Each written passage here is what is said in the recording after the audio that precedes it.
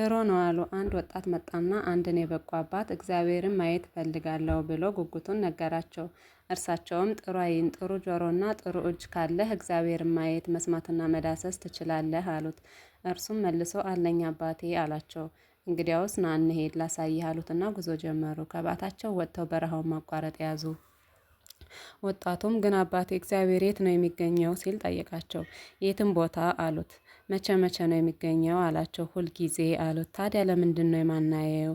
አይ ልጄ እግዚአብሔር ስለማይታይ ሳይሆን ሰዎች ስለማያዩት ነው። እግዚአብሔር ስለማይናገር ሳይሆን ሰዎች ስለማይሰሙት ነው። እግዚአብሔር ስለራቀ ሳይሆን ሰዎች ስላልቀረቡት ነው ሲሉ በትራቸውን ደገፍ በማለት እየተራመዱ መልስ ሰጡት። ጉዞው እየቀጠለ ነው። ጭው ባለው በረሃ ውስጥ አልፎ አልፎ ብቻ ዛፎች ይታያሉ። አሞራዎችን በሩቅ ርቀት በሰማይ ግርጌ ያልፋሉ።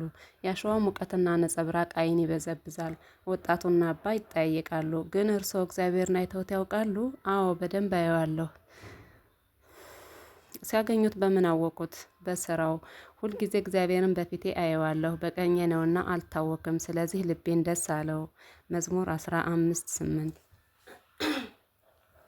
ወጣቱ ረጋ ማለት ጀመረ። መንገዱ ጉልበቱን ፈተነው። ዋዩና ግለቱ አቅሚቲውን አሟሸሹበት። ፀሐዩ ሲረግም ትንፋሹን ቁርጥ ቁርጥ ማድረግ ጀመረ። እግዚአብሔር ግን ለምንድን ነው ለእኔ እስከ ዛሬ ያልተገለጠልኝ? ወጣቱ ጠየቀ። አላየኸው አላወቅከው ይሆናል እንጂ ሳይገለጥልህ አይቀርም።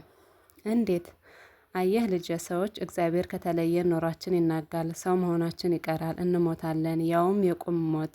ስለዚህ እግዚአብሔር ከኛ ጋር ነው። የትም ብንሄድ ምንም ብንሆን አይተወንም። እኛ ግን የእግዚአብሔርን ስራ የሰው ብቻ ስራ አድርገን ስለምናምን የሚሰጠንን እንቀበላለን እንጂ ሰጪውን አናውቀውም። በስራው እንደሰታለን እንጂ ሰሪውን አናመሰግነውም። ስለዚህ እግዚአብሔርን አናየውም፣ አናውቀውም። አልገባኝም አባ። ውሃ ጥሙ እየጨመረ ነው። ጉሮሮው የነቃ ሆዱ የተሰነጠቀ መሰለው። በረሃው ደግሞ አያልቅም። አሞራዎች በሰማይ ግርጌ ያልፋሉ። ቆይ ልጄ፣ እንዲህ ያለው ነገር በትምህርት አይገባም፣ በኑሮ ነው እንጂ።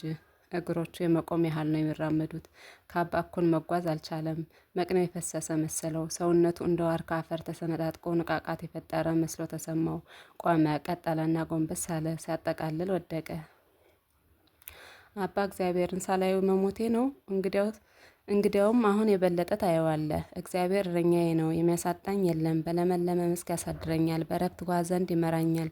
በሞት ጥላ መካከል እንኳን ብሄድ አንተ ከእኔ ጋር ነህና ክፉን አልፈራም። መዝሙር 22:1-4 ጠብቀኝ፣ ከማዶ መንደር ውሃ ለምኜ ላምጣልህ ልጄ አሉት። አባ ደግፈው ዛፍ ስር ካስተኙት በኋላ ተኛ። አባ መንገዳቸውን ቀጠሉ። ዱብ ዱብ፣ ዘፍ ዘፍ፣ ኳኳ፣ አዋ። በሰማይ ግርጌ ይጓዙ የነበሩት አሞራዎች በዙሪያው ተሰበሰቡ። ማን ነው? ከየት የመጣ ነው? የሚባባሉ ይመስላል። እጅና እግሩን አንቀሳቀሰ። ሊከላከል ግን አልቻለም። አባም ሳይመጡ እግዚአብሔርን ሳላዩ መሞቴ ነው አለና እንባው ዝርግፍ አለ። የጣር እንባ። አንዱ አሞራ እግሩን ነካ ነካ አደረገው። ሌሎቹም ጠጋ ጠጋ አሉ። አንድ ሁለት ክንፋቸውን ዘርጋ አድርገው ወደ ራስጌው ተጠጉ። ሊገንዙት ተጠራርተው የመጡ እድርተኞች ነበር የሚመስሉት። ኃይለኛ ነፋስ ተነሳ። አቧራውን እያነሳ በህዋው ላይ የሚንሸራሸር ነፋስ ክብ እየሰራ ጨዋታ ቀጠለ። ደግሞ የሚገርመው ነገር ጉዞ ወደ ወጣቱ ነው። አይኑን ሾረር አድርጎ ለማየት ሞከረ። መጥቷል። አይታፍኜ ልሞት ነው። እግዚአብሔርን ሳላየው ቢቀርብኝ ይሻል ነበር አለ ወጣቱ። አሞራዎቹ እየተነሱ በረገጉ ወደ ሰማይ ራስጌያቸው። የአውሎ ነፋስ እንደ መልካም ብርድ ልብስ አሸዋውን አልብሶት ሄደ። ከጭንቅላቱ ቀና ብሎ ስለነበር እርሱን ማረው። የቀረው አካሉ ተቀበረ። ሸለብለብ ልቡ ስልም አለም በቃ።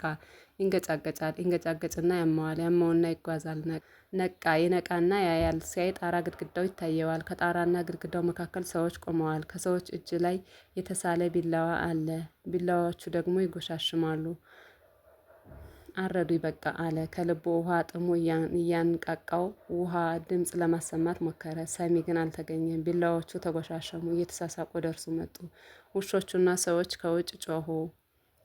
ቢላዎቹ ቆም አሉና የሚያጎሻሽሟቸው ሰዎች ተጠቃቀሱ። በማይገባው ቋንቋ ተነጋገሩ። አባ ገቡ። ሰዎቹ ደነገጡ።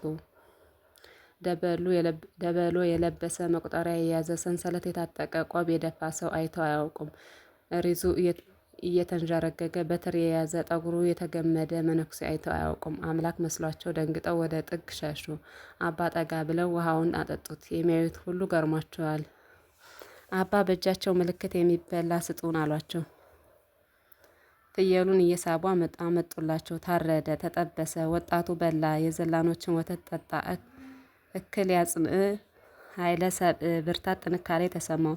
ምንጣፍ አመጡላቸው። አባ አረፍ አሉ።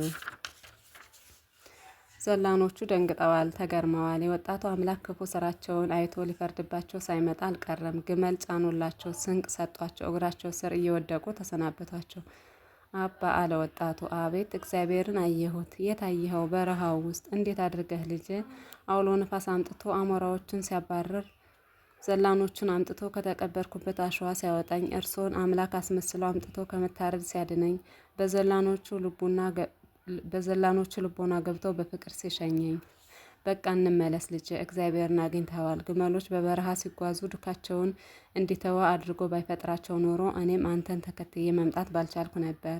ይህን ቆዳና ሰንሰለት ባላደርግ ሰዎች አይፈሩኝም ነበር። አየህ፣ እግዚአብሔር ስንለብስም፣ ስንበላም፣ ስንተኛም፣ ስንጓዝም ይታየናል። ችግሩ ሰዎች አናየውም፣ ይናገረናል ግን አንሰማውም። ከአጠገባችን የራቀ ስለሚመስለን ተስፋ እንቆርጣለን። አባ እኔም እኮ ተስፋ ቆርጬ ነበር። እግዚአብሔር ግን በአንተ ተስፋ አልቆረጠም። በል አሁን ወደ ሀገርህ ተመለስና እግዚአብሔርን ማየት ማግኘት የምትፈልጉ ስራውን አስተውሉ፣ ውለታውን አስቡ፣ ሕይወታችሁን መርምሩ። በዚያ መሀል እግዚአብሔርን ታገኙታላችሁ በላቸው።